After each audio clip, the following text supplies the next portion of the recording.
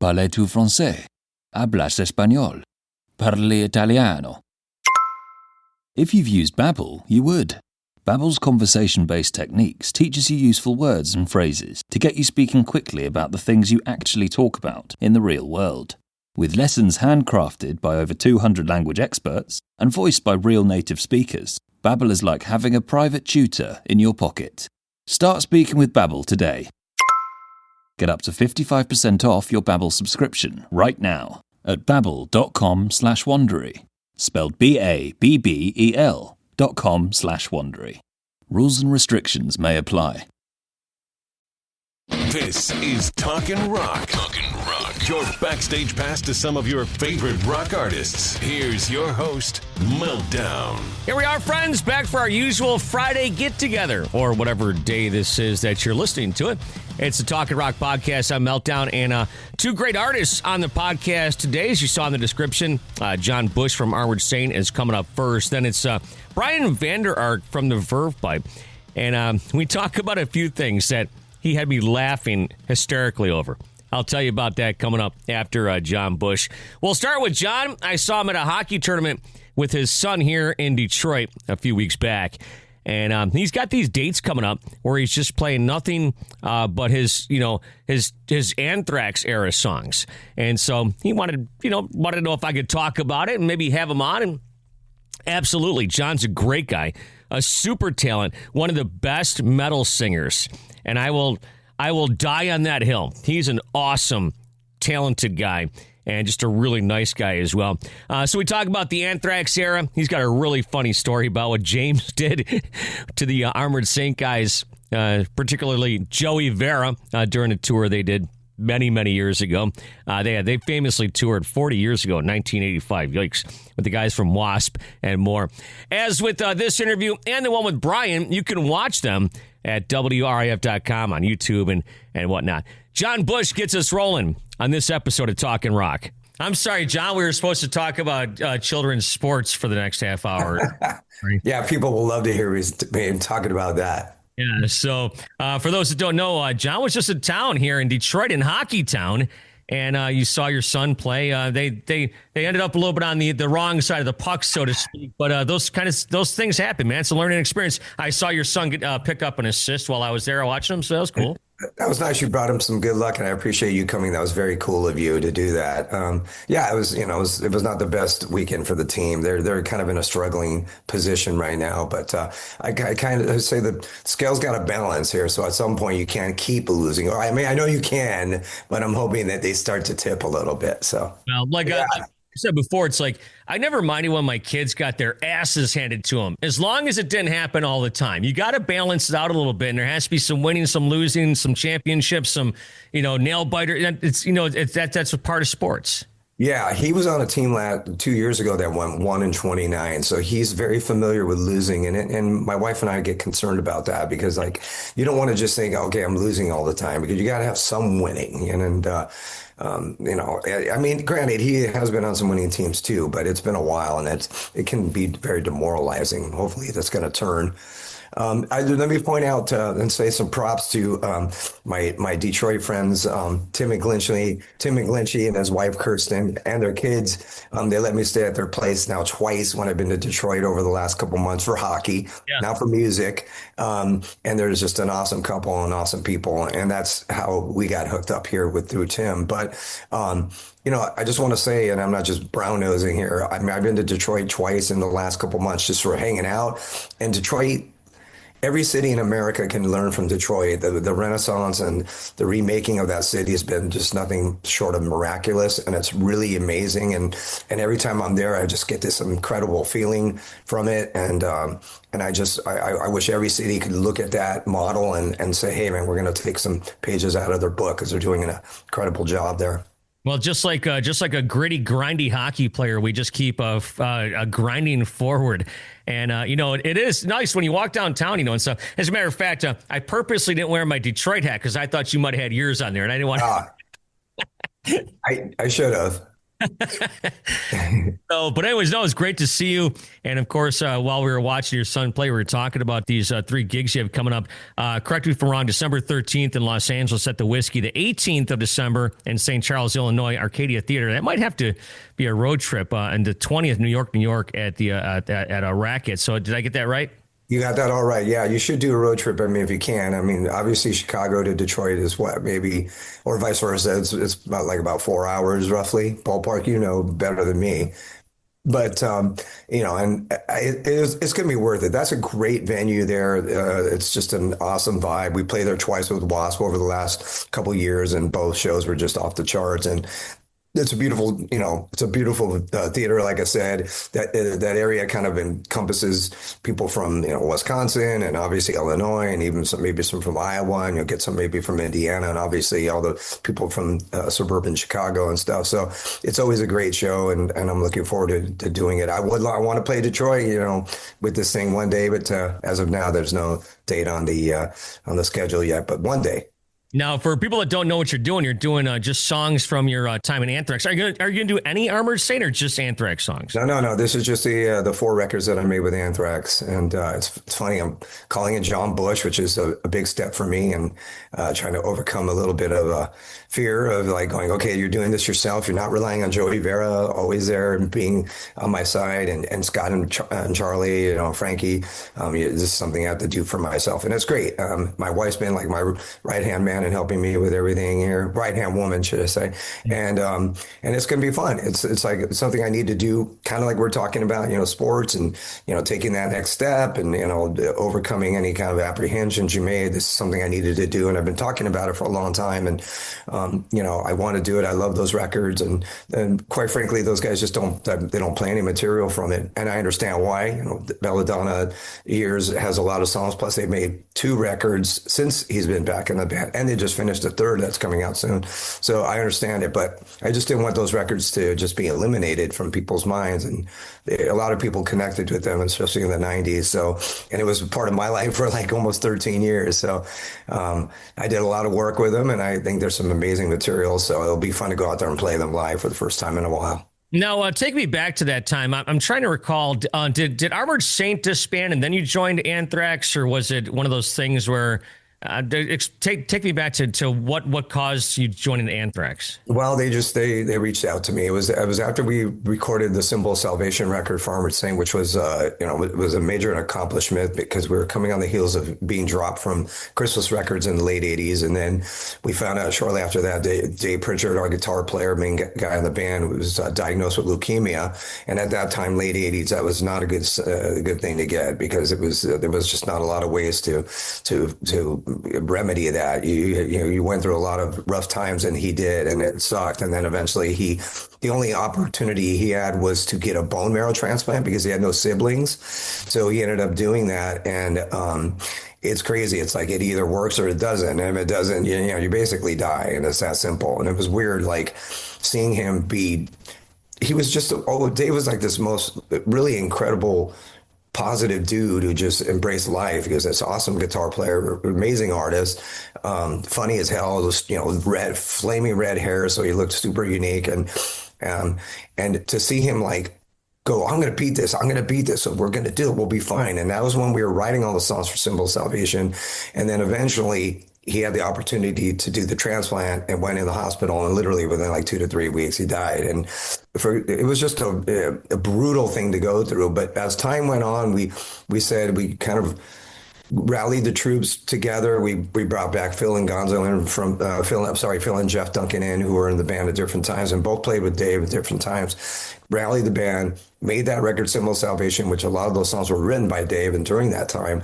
And then we made that record, and it was such a major accomplishment, like this crazy, like huge sigh of relief. And then we went out and we toured. It was like the early 90s, and it was rough. And we couldn't like really make many inroads in at that point, 8 years into our career. And lo and behold, that's when the Anthrax guys came. So I felt it was terrible for me to leave the band. It was a crushing thing for me and the band for me to leave on the heels of all the things that we just had done with and making that record. But after a lot of thought, I was like, I I have to do this. Like it's the right thing for my life. So then I jumped into Anthrax and the band kind of dissolved. And then we went on to make the Sound of White Noise record, which is a huge, awesome record in 1993 and really kind of embraced the 90s and for Anthrax and all the metal bands that were making that transition. And that's where my career started with them. And eventually Saint got back together in 2000, put out another record. And then, as time went on, we came back and that's another part of the story. Right. But, I was thinking about this earlier today. It's like, my radio career started in 1990. And so I've been in it for 35 years. And I can't remember a musical movement in my life where things just went backwards and upside down in that early 1990s.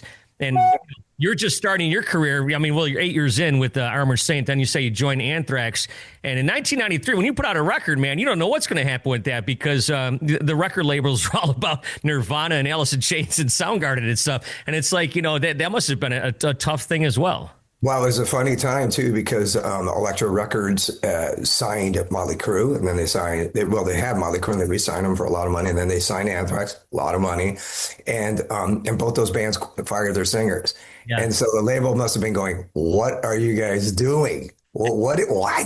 And, I can't speak on behalf of Motley of what they went through and John Corabi, but, there was something that they were just probably like, what are you doing? And then shortly after that, Elektra cleaned house. And then they got rid of a bunch of people, including Bob Krasnow, who was like the head of the label, who was with Elektra from the beginning and like brought in the Eagles and brought countless other bands. And they let him go. So, and they let go the A&R guy who signed Anthrax. So at that point, we went from this big high. I joined this band, big record deal, a lot of attention on it, even though things were again transitioning into the 90s and all the grunge bands and a lot of bands were just basically being eliminated by what was happening.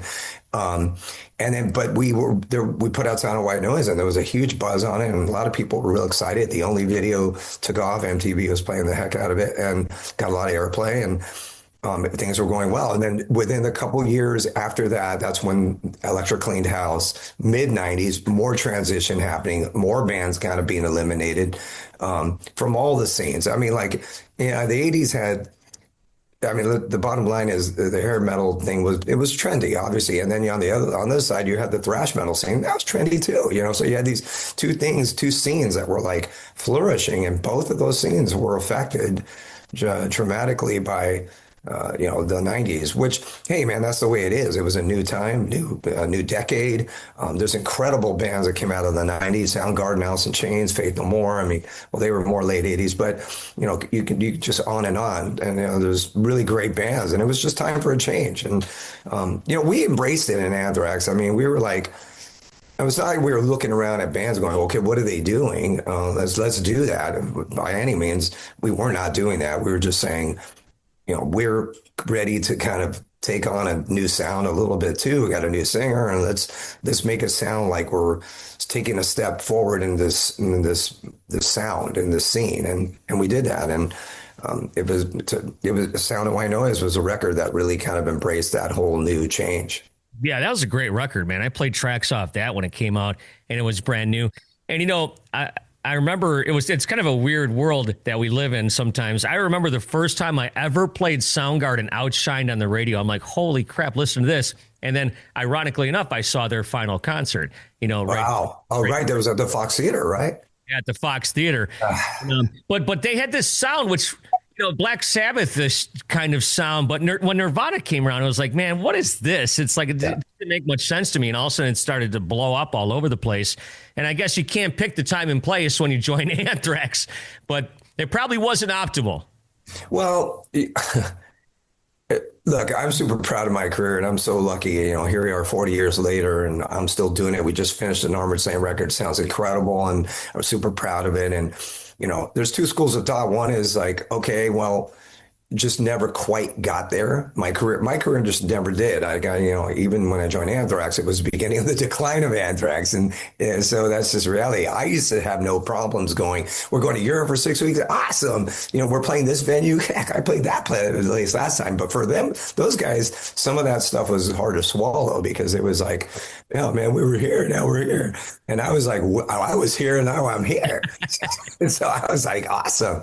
But, yeah, I think it was just a tough time. And I've had those kind of moments throughout my whole career, quite frankly. Armored Saint, I had this beginning that we were red hot. Can You Deliver was all over MTV in the early 80s, mid 80s. And then next two records, I don't think we even made a video. So like, I don't know.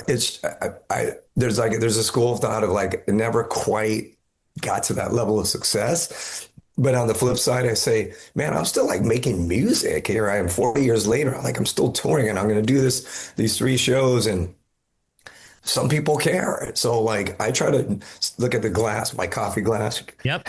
not half full, but like real full. And don't get me wrong, I complain about stuff and I get annoyed by stuff that falls through the cracks or mistakes that are made, even mistakes I make. But at the end of the day, I keep saying, I'm lucky that I'm still doing it and some people care and I'm still doing it at a pretty high quality. So in my early 60s to be able to do that, I feel very fortunate. Well, it was funny because when we were talking the other day at the hockey game a couple of weeks back, you mentioned something to me like, I'm just a heavy metal singer. And I kind of forgot about that. As we were watching your kid playing hockey, I'm like, oh, yeah, that's right. This guy's a heavy metal singer. But I was driving to watch my son play hockey last time. We drove by this little house in a little ways from where I live.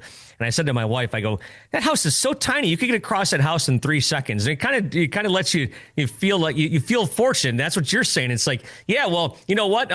I may not be playing here right now, but some guys are playing down here. And at least you've been able to do this for 40 years. That's incredible. Yeah, and tour the world and again, it's just how you're going to look at it. I don't want to be a bitter old guy and about music. I mean, I'm really proud of all the music I've made.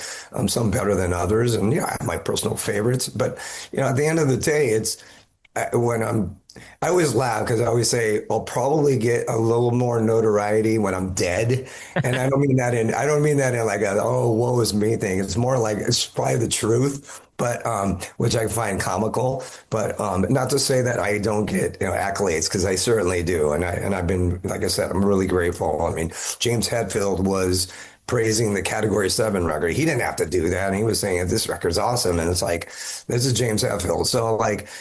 I've gotten a lot of props, and I just take it all with a grain of salt, and go out there and just do my gig. And I feel like I was raised in blue collar East LA neighborhood that was predominantly Latino and lower middle class, and my dad was a cement mixer driver, and my mom was a housewife, and they kind of raised me with this, you don't have a lot of money kind of thing, where you just gotta just scratch and claw kind of attitude. And I think I've always carried that on with me. So yeah, that's the way you got to be in this business. I guess you got to have tough skin and just keep on moving forward. Especially if you're in a metal band, maybe if you're in a pop band, you still probably be tough, but you're a metal band, you got to have that mentality. Yeah, and if you're in a pop band, I guess you can just write songs about how woe is me all the time, right? Right. Well, there's some metal songs like that too, I guess. Yeah, I'm sure there are. Well, listen, it's no secret. I've told you this before. I think you're one of the best metal singers out there and highly underrated. And people should definitely go see when you do all these Anthrax songs coming up. Like you said, Los Angeles Whiskey A Go-Go on December 13th to 18th in Arcadia Theater in Illinois, St. Charles, and New York, and on December 20th. So you just mentioned, I was going to ask you about it, the Armored Saint. So the new record's done? It is done. It's mastered and completed. We still are. I don't know what our protocol is regarding putting out this, telling people what the title is and the song titles. I'm still kind of trying to figure out, can we do that or what's going on with that? But it'll be soon enough. I'll probably announce it in the new year, realistically. But the record's great. It sounds awesome, and we just kind of keep taking steps up as far as our style and our just our whole trip. And I think that I'm really proud of what Armored Saint has done for the last couple of records. We've made some really killer albums, and Sound of White. pardon me. When Win Hands Down was the second to the last record, and then the last one was Punching the Sky, which is a great album. And this new one, it just kind of keeps building on that. So, yeah, I'm looking forward to being able to talk about that, doing interviews, talking about the record, and going out there and playing some shows. We have some stuff booked in Europe for next summer, some festivals, and we're doing some dates with Sabotage, which is going to be really cool. That's a band from our era that we played the Dynamo Festival in 1989. The first time we ever went to Europe with Sabotage on the Hall of the Mountain King record, which is a killer album. And so I'm really excited to go out there and play a couple shows with those guys. And they've always had a huge vibe in Europe. And so, yeah, it's going to be great. We're going to be busy. Yeah, I was Googling the thing there, and you should probably get one of these, some of these for your kids, where the shirt just says my dad, and it's like a guy holding a briefcase, like an outline like from the bathroom. And then it says, your dad, and then it says my dad, and it should be like a guy just singing or something, There you go. You should get that for your kids for Christmas. Well, my kids did some fun shirts where they made shirts for me, like, some shirt I probably bought at CVS, and then you draw on it. And I still wear those shirts, and people laugh, and they go, oh, that's so cute. And I'm like, yeah, my kid's 18 and 21. And I go, oh, wow. But yeah, I would probably embarrass my kids if I wore something like that at this point, and probably embarrass my wife more than my kids, actually. No, that's great. So I always wonder about this. It's funny because I guess there's probably a certain timeline and you want to get stuff out there. But yeah, these bands, when they release stuff, they hold it so close to the chest, so close to the vest. I remember talking to Johannes from Avatar, and he couldn't tell me when the record was going to be released. But it was a really cool day, and it turned out to be Halloween, But he couldn't say anything at the time. Perfect. But it's like, yeah. And so, well, can you tell me how many tracks there are? Maybe flavor of some of the songs, all heavy. I mean, believe me, I want to talk about it. I'm still kind of confused as to when we're going to put out a release date on it. All right, fair enough. We should do a press release very soon. I was telling my wife, like, I don't want to do it in the next 2 weeks because I'm focusing all my energy on these shows. So like that would be actually slightly conflicting me personally.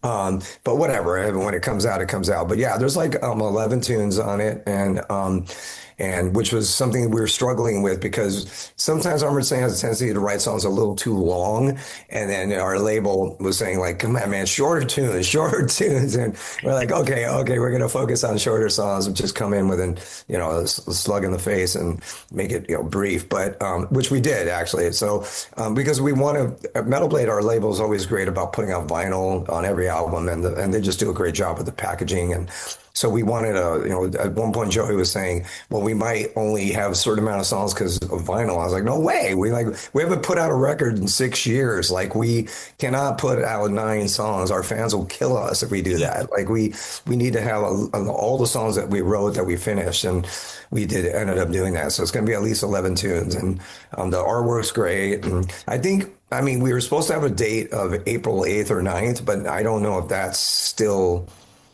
in play. So I'm probably still saying way more than I'm supposed to. And I want to talk about it. Like, believe me, I want to send you cuts of the records so you can listen to them. And I will do that when I can. All right. I don't want to get you in trouble. You said too much already. I always do. Yeah, that's okay though. Hey, you just mentioned a tour with W.A.S.P. Of course, you did the last couple of tours with W.A.S.P. And then there was that famous tour in 1984. You actually brought it up when we were sitting there watching your son play hockey. That was with W.A.S.P. and Metallica. Tell me some of your favorite memories about that tour. Well, that was a great tour. It was actually the beginning of '85. It was Ride the Lightning and the first W.A.S.P. record, March of the Saint album, and it was amazing. It was a huge buzz on that album. I mean, those records and those bands at that time, and we were actually pretty lucky to be part of that tour, and Metallica was just riding a major high at that point, and so was W.A.S.P. And so we went out there, and we were the third band on the bill, and kicked some major butt, and it was an awesome tour. We played the Royal Oak Theater, I think, on that album in Detroit. We played 3 nights at L'Amour's in Brooklyn, which was like a very happening club back in the day, and we played 3 nights sold out there. All the bands did, and at the last show of the tour, it was just at that point, it was W.A.S.P. had dropped off. Like, once we got to Texas, it kind of dropped off. So it was just us and Metallica. But we played the Hollywood Palladium, the last show of the tour, with Metallica. And it was stupid because we were, of course, the support act, the whole thing. But because that was our hometown, somebody had this notion that we would headline. And going on after Metallica at the Hollywood Palladium in front of like 3,500 people was a very, very bad idea. So we were like, oh, that was stupid. We should have just kept it as it was. But it was a great tour, and we developed a really great friendship with the Metallica guys at that point. We were both on the same management, Q Prime, at that point. And I mean, we have stories when like James threw Joey's leather jacket out the window from a Colorado, like a Denver hotel, like 30 stories. Guy, he's going, that's a cool jacket. Joey had this cool like red lapel leather, studded jacket. And he goes, let me see it. And he got it and he threw it out the window. And then it was just Joey's jacket floating down in the snow.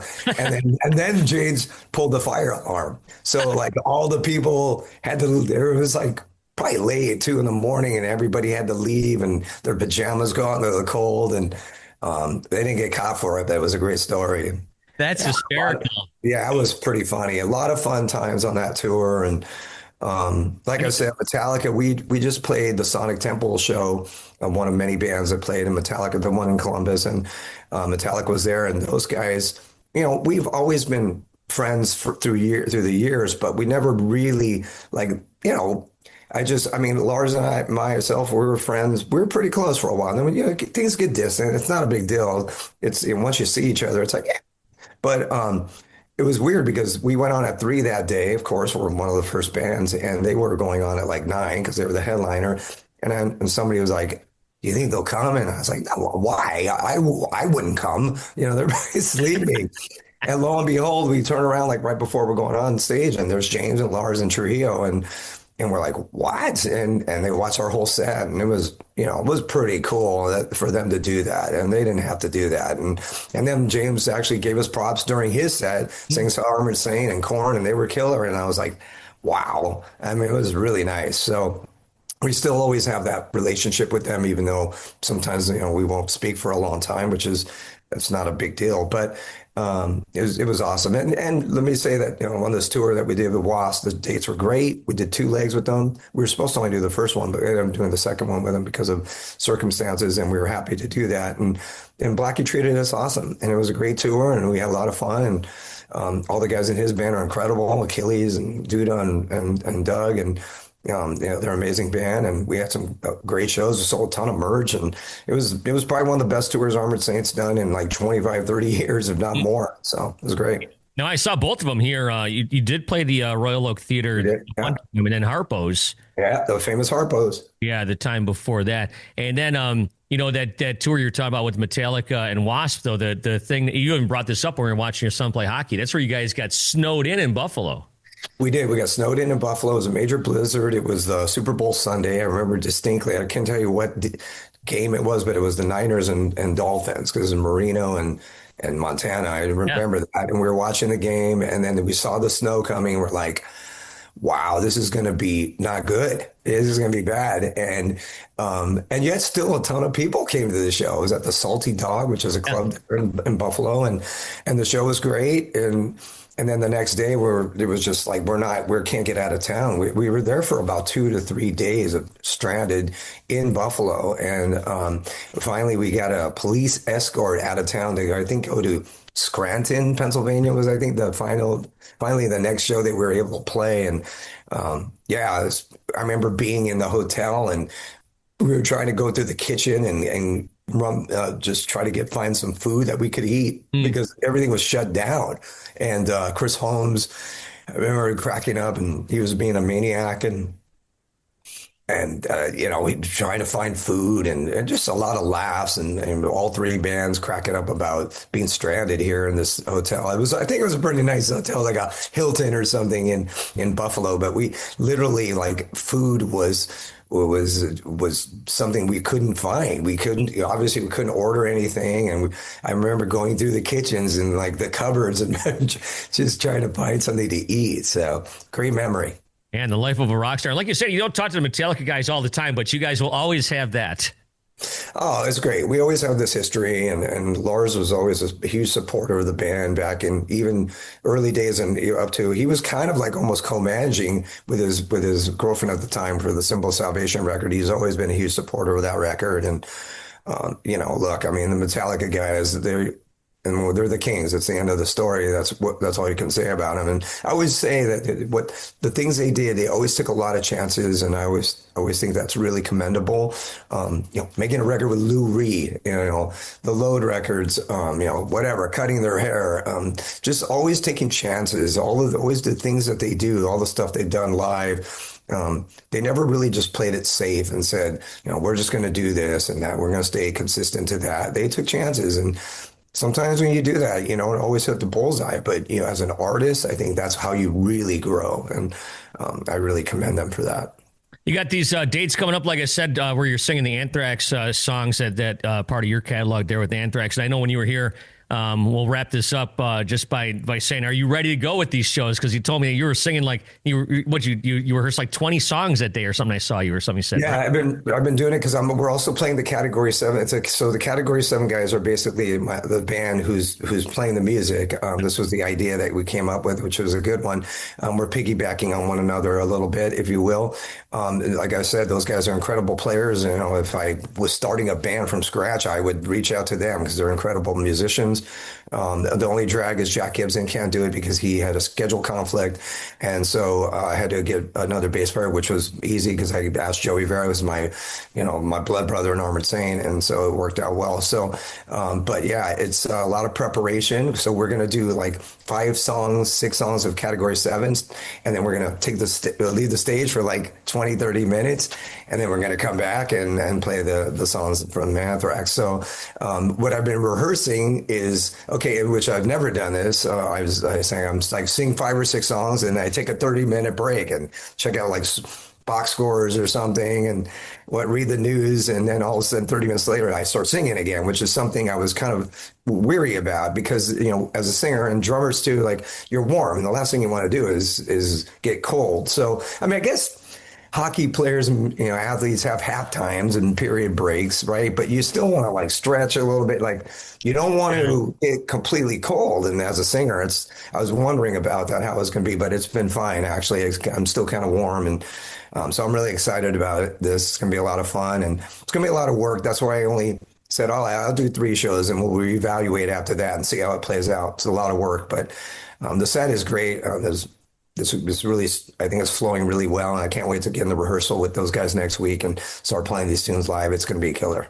Yeah, the older I get, like if I play hockey or something and there's like a break and an intermission, it's the worst. It's like you just want to keep going. It is. It's bad. And Jason Bittner, the drummer, he's like really adamant about going, dude, there cannot be a long break. And I was like, yeah, no problem. We could go back on 15, 20 minutes later if you want. It's the same guys. There's no real, it's like we might change a backdrop. Other than that, like there's nothing, there's no gear to move. There's nothing to do. So we could just go back on whenever you want. So, I mean, we want a little break just to create a little tension, I think, which would be fun. I'm going to have to change my shirt because I start sweating after song 1. But I think that'll be fun. But we don't want some big break in between bands. Yeah. Well, listen, good luck with these shows, man. Los Angeles and New York are kind of out of the question. We'll see about Illinois. I don't know. I think I got to work that week. I'm off the week after, but you're feeling a little ill. You might be coming down with something. Yeah, that might be too. I'll have to see if I can remember that. I don't know why this thing keeps going. If you see that, it's moving in. Anyways, my camera gave me a hard time.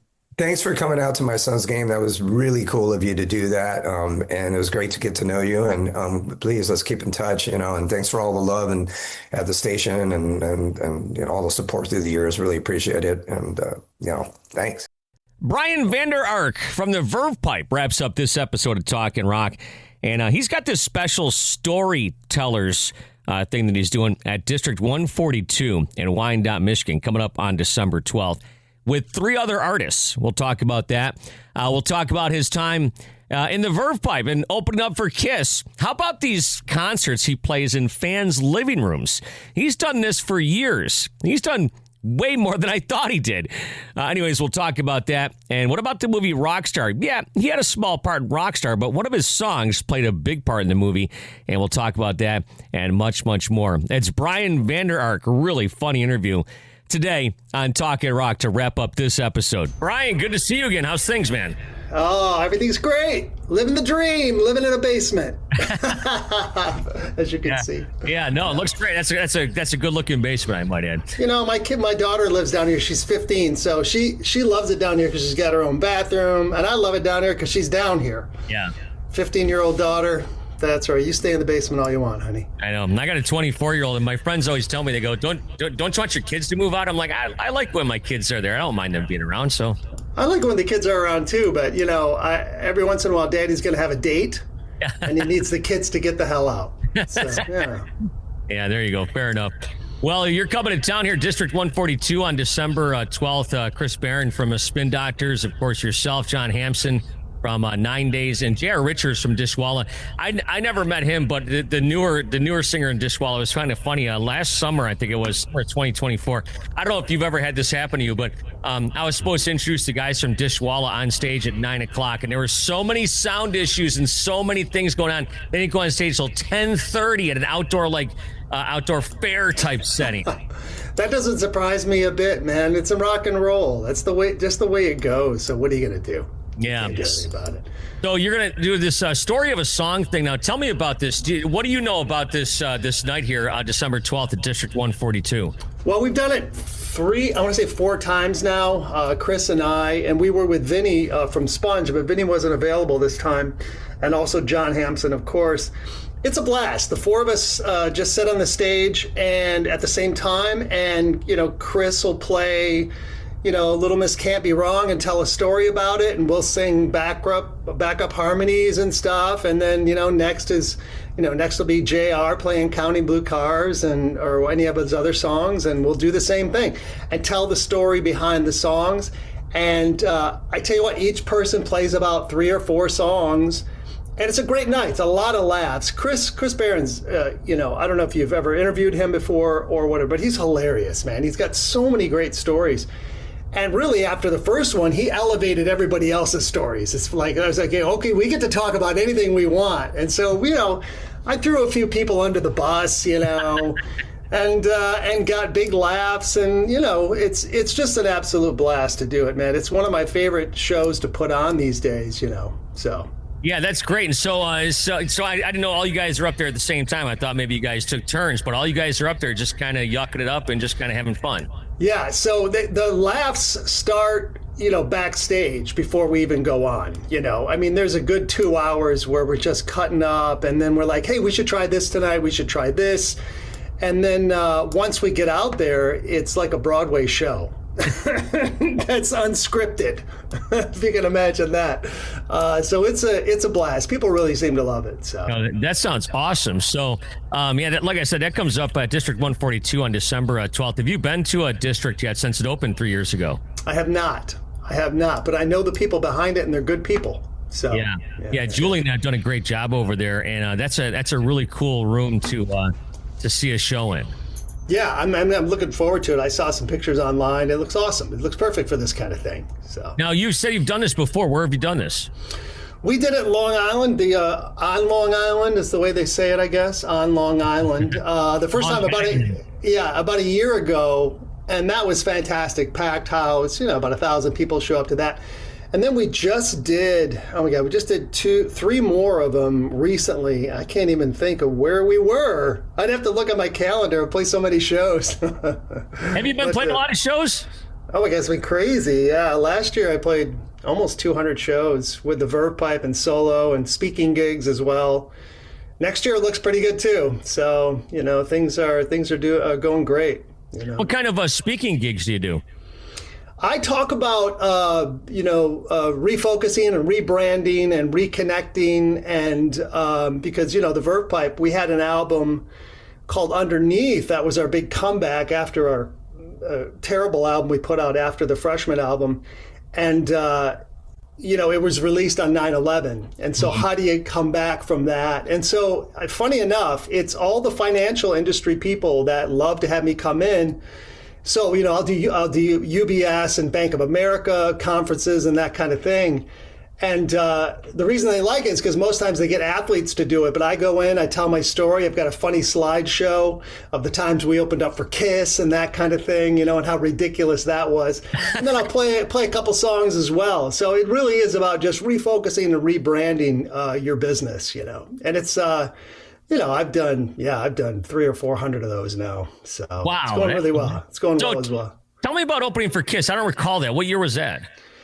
That was when they first put the makeup back on in 1996. So they got all the original members back together. Remember, the first one was at Tiger Stadium. That was with the STP, right? And Sponge, that's right. Actually, it was with Alice in Chains because Stone Temple Pilots Scott Weiland was in rehab or something. That's right. And so after that one, we jumped on tour with them and did 30 dates all over the southern states, and then we flew to Europe with them. And that was a terrible gig, dude. Let me tell you something. I mean, Detroit was probably not a good example of what it was like, but nobody knew who we were. We didn't have, the Freshman wasn't out. I think Photograph was just released. Mm-hmm. So nobody knew us. So imagine 20,000 people in any given city are so excited that Kiss is getting back together with the original members and putting the makeup back on. It's going to be the spectacle. And 20,000 people buy tickets, and 20,000 people drive to the arena and wait for 2 hours to see Kiss in the arena, and then the lights go down, and 20,000 Kiss fans roar in anticipation of finally seeing Kiss, and the lights come up into some stupid band you've never heard of. We were that band, my friend. They were not nice to us at all. And I learned right away never to fear another crowd for the rest of my life. It was a great experience for that reason. I'm never afraid of another crowd, so. Yeah, I remember Jerry Cantrell one time told me that Alice in Chains earned their bones on that Clash of the Titans tour. I don't know if you remember that with the Slayer and Anthrax and Megadeth, and Alice in Chains was hardly they barely had a song on the radio at the time. And yeah, I guess you guys earned your bones on that Kiss tour. We did. The funny thing is like, Gene Simmons was great. He came backstage almost every show to our dressing room to talk to us. And I think he got a real kick out of us for whatever reason. Anyway, so he would give us encouragement. But after that first show, we were so excited. We're on the side of the stage going, oh, my God, can you believe this? We're opening up for Kiss. I was a huge Kiss fan. And then when I stepped out on the stage and was, with rain of booze and, coins thrown at us, I was like, oh, no, this is what this is for 30 dates, And Gene came back afterwards and he put his arm around me and he said, don't take it to heart. Every single band that opens up for us gets booed relentlessly. And I was like, dude, that's something that we could have known before we signed on for 30 dates. But, listen, the experience, we got to go from being in a van to being in a tour bus, following Kiss around the country, and then flying with them over to Europe. That part of it was great. Everything was great except the 30 minutes on stage. What did you do for the final show? Tell me you painted your face or something. Oh, my God. I've got it up on my YouTube page. So here's what I did. I cut out some big styrofoam teeth, fake teeth, and I did a Freddie Mercury impression. And I took my shirt off and I put a white towel on him and I sang a cappella. I sang We Are the Champions to 20,000 booing Germans. And that was the night that Kiss said we could use the big video screens, and I knew it, and that's why I was like, I'm going to do something spectacular. And so I did that on the big video screens, and there was a look at one point on my face of pure joy. I was laughing at myself. I was just like, this is glorious to me right now, that it was just an FU to everybody that ever went to the Kiss shows. So you can check that out on my TikTok. It's also up on my YouTube page. That is hysterical. So, I mean, the 15-year-old Brian Vander Ark, Kiss fan has to just be, beside himself. Now you're on stage opening up for a band that you've watched since you were a kid, and the fans are booing. Yeah, exactly. And here's the other thing that, a lot of people dress up like Kiss in the audience, a lot of the guys. So you're out there and you've got 5,000 Gene Simmons and 5,000 Ace Frehleys booing you, and they're all, flipping you off at the same time. Talk about a surreal moment. Yeah, Jerry Cantrell told me when they were on stage at Tiger Stadium. You weren't at that show, were you? I wasn't, no. So when they were on stage at that Tiger Stadium show, he said Lane Staley, because like you said, everybody's dressed up like a member of KISS. And he said at one point, Lane Staley looked over at him and said, how come no one's dressed like us? Yeah. How come nobody's dressed like Alice in Chains? That was so funny. Jerry had this guttural laugh, and he goes, man, that dude was so funny. Did you ever get a chance to meet Lane Staley? Never. And that's the thing, 30 years in this business, I've met, a handful of people. I mean, everybody tours so much. And the only time you get to see anybody is at radio festivals. That's when you get to see everybody and hang out. And I wasn't a big fan of radio festivals because, fans of Duncan Chic, fans of Skinny Puppy don't want to sit through a Duncan Chic set, if you know what I mean. Yeah. But still, the best part of the radio fest was backstage. It was always a blast. Always a blast. It's funny because sometimes I talk to some of my friends in bands, and I've met more rock stars than they have because of that fact. You guys are That's true. Yeah. It's true. And when I have a night off, the last thing I want to do is go to a show. I typically don't go to a show. I don't care if Paul McCartney's down the street and it's only 100 people. There's a good chance I'm not going to go see Paul McCartney. Come on. That show. I mean, man alive. Okay, possibly. But. Hey, this is kind of a weird, far-out question, but how many times in your career did you guys ever get confused for the Verve? Every day. I was going to say, yeah, that had to be a commonplace thing, huh? No, it happens. It still happens every day on TikTok, and I get tagged in all the Verve stuff. I get tagged. We had people hold up signs that say "Play Bittersweet Symphony." No, for real. And it's just like, I remember one time, I think we were in Omaha, and there was a little girl. She's 4 years old, and she made this beautiful, elaborate sign, "Bittersweet Symphony." And I'm just like, I just wanted to call her parents out and say, what is wrong with you? Now, we've thought about covering it, which is not a bad idea now. Maybe we'll just cover it from now on. Oh, my God. That's so funny.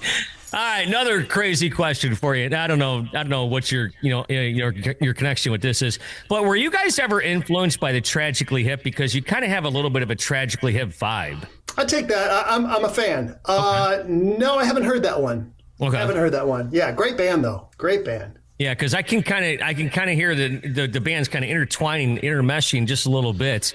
Obviously they're obviously Canadian and stuff, and you guys are from Michigan, but I was just curious if you'd ever, because they were around since the early 1990s. Yeah, same. And we would cross paths on occasion as well, and we've got to perform with them and see them as well.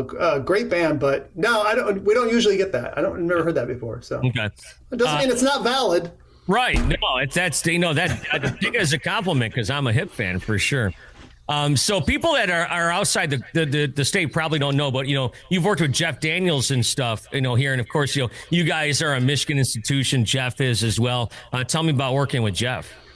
Oh, it's fantastic. He reached out to me after he saw a documentary my friend made on my house concert series called Lawn Chairs and Living Rooms. I played over 800 house concerts since 2008, and we made a documentary, and he saw it, he loved it, and he contacted my agent, and then we became fast friends because I knew he was a player. I said we should write together, and we wrote a couple Verve Pipe songs together, and then we decided to go in and make an album together. So we made an album of storytelling songs called Simple Truths.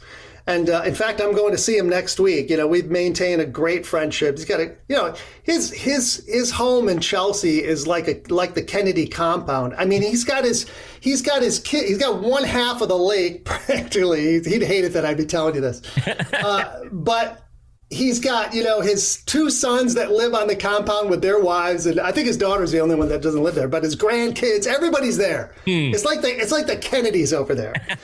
And the guy's a great dad, man. I've gone to him to ask advice on things, and he's fantastic because all those kids are really, they're not typical celebrity kids, Right. They're really grounded. Well, he's really grounded too. He's a Michigan guy, Yeah, I think that a lot of his groundingness, if that's even a word, just comes from the fact that he's never really kind of left here. Yeah, he decided to stay here and not do the Hollywood thing, and he made Hollywood come to them. And listen, when you're that talented, the guy can do anything. When you're that talented, that's the way it should be, for sure. Yeah, that's great. You just brought this up, playing in people's living rooms and stuff. I was going to ask you about that. That's an ingenious idea. I didn't realize how many you'd done, but tell people about the experience of playing in people's living rooms. People just contact you via your website or agent, or how does that work? Yeah, so it started out just, we were down and out, my ex and I, but, we didn't know where the money was going to come from. And I had a fan reach out and she said, "Hey, I wonder if you'd come play my birthday party." And I'm like, "I'm kind of a rock star. I'm you opened up for Kiss? Yeah, exactly." And she's like, "Yeah, I'll pay you $5,000. I'm like, "What? Okay, no problem." And I went, and it was awesome. She had her living room set up with 50 folding chairs. All of her family and friends were there. I was sitting in front of the fireplace. I played an hour's worth of songs. She got to choose all the songs. And I left there, and I was like, I had a check for, $5,000 in one pocket, and I had, $500 in cash and merchandise sales. And I'm like, I've got, 20,000 people on my mailing list. They all have birthdays. That's $20 million or whatever, I about ran myself into the street or into the ditch. But then I sent an email out the next day. I just said, "Look, it's really hard to get booked. It's really hard. The music industry, people were file sharing back then, so book me into your home. We'll cut out the middleman." And I sent that email out, and within 24 hours, I booked 52 shows. And this is in 2008, where nobody really was doing house concerts. I'm not saying I invented the house concert, but it wasn't as popular as it is now. And I was like, oh my God, here's something. And then the next year, I realized that I only have a guitar. I don't have to travel with a sound system. So I ended up booking 110 shows the next year, in the summer months alone, just going and doing 2 or 3 a day on the weekends. And I did that for years. And, a lot of times you knock on the door. Most times I knock on the door, and I don't know who's behind the door because I've just been going back and forth on email. Mm-hmm. And my manager hated the idea because he was like, somebody could say there's going to be 50 people there, and you're going to get to a place and it's just going to be a one woman in a wedding dress or something, But then she wants you to play the same song over and over and over. As I was like, no. But that never happened. So it was an absolute butt. As long as the check clears, I suppose you play to whoever's there, right? 100% accurate. That is 100% accurate. So I stopped doing them now. I don't do them nearly as much just because of the resurgence of the band, and a lot of great stuff's going on. But I do them when I can, do private shows. Now, have you done stuff with the Detroit Red Wing alumni? Oh, yeah, many times. Joey, Joe Kosar is a great guy. He asked me to come play his golf tournaments, and then I play in his softball league, his team, to raise money for the Joe Kosar Foundation. He and McCarty, all those guys have been buddies for years now. I started doing that back in 2005 or 2006. That's an absolute blast too. Yeah. And I'm not the hugest hockey fan. I like hockey enough, but years ago I had to decide I was watching too much sports. I'm like, all right, I'm going to pick one Detroit team, and this is 30 years ago, and I'm like, I'm going to pick the Lions.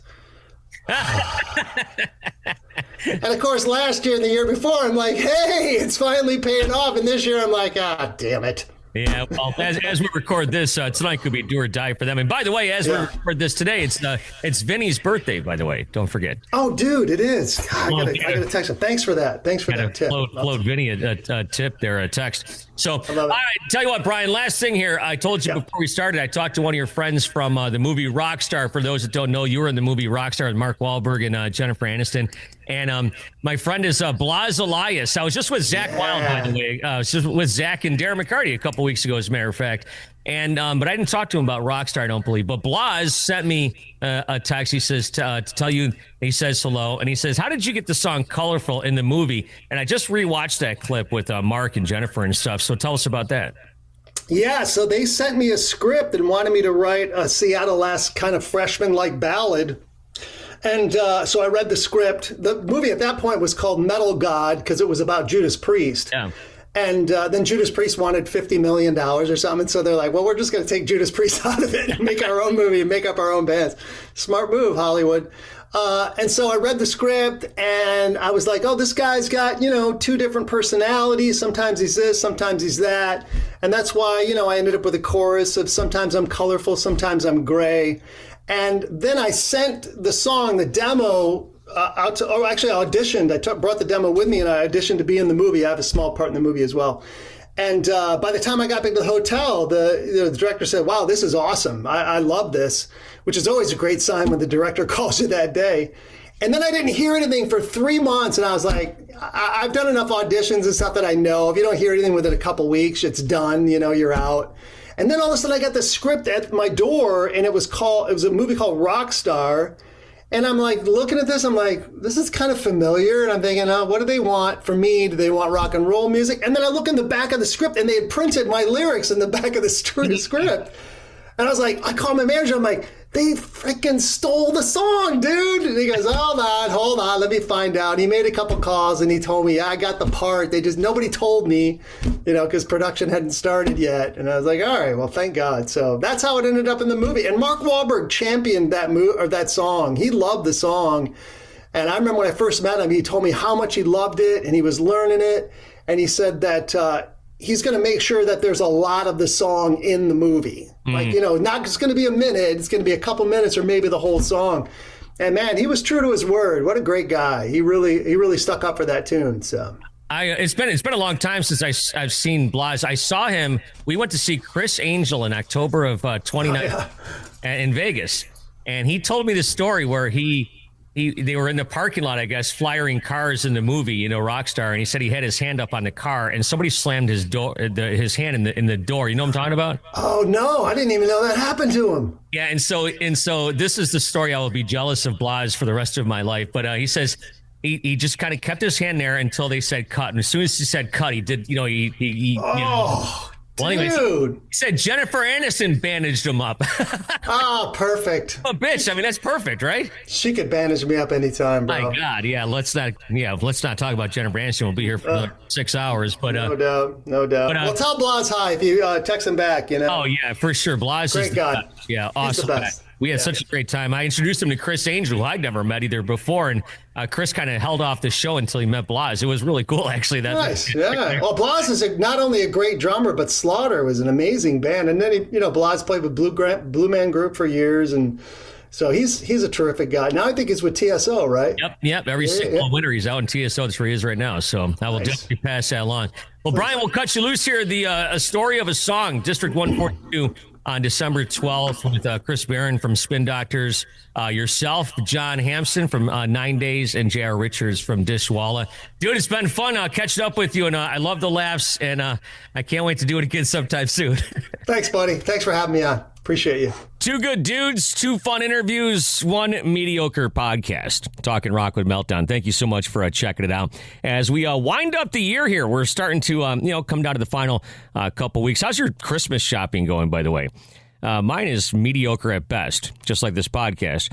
But I think I'll plow through. We'll see what happens. Maybe I'll hire Brian to play in my living room in front of the Christmas tree, rocking around the Christmas tree. That was fun talking with him, as well as John Bush. Like I said, just a really good dude. And I thought he'd have his Detroit hat on, but he didn't. You can watch both those interviews, like I said, at WRIF.com and, of course, on YouTube and whatnot. Hey, thank you so much for checking out Talkin' Rock. Here's the guy with the big voice to take us out the door. Thank you for listening to Talkin' Rock with Meltdown. You can help this podcast grow by giving it a 5-star rating and writing a review on Apple and iTunes. Plus, feel free to subscribe and share it with your friends. Until next time, thanks for listening to Talkin' Rock.